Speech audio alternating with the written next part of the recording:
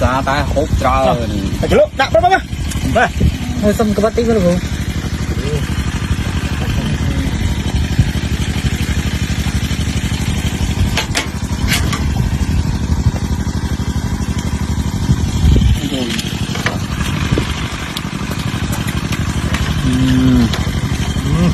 làm chim nha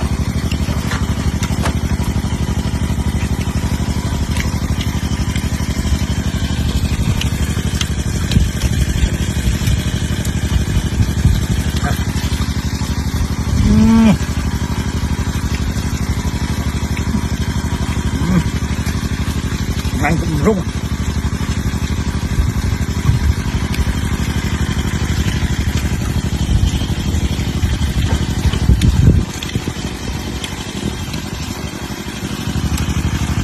nha cô đặt rập mau đập rập đập rồi cô hút ba chục cái đáy chứ cô cái đáy mấy cái ba chục tâm tinh ốp chất động mà tinh nhưng mà tan đây dạ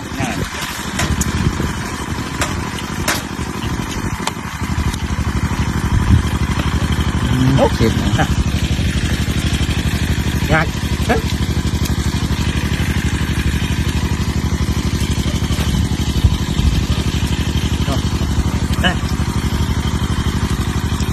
bỏ vào đó mấy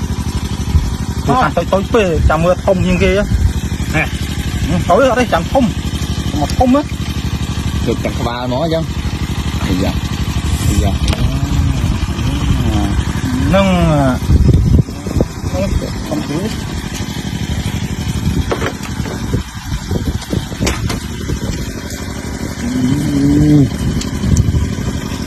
xịt quá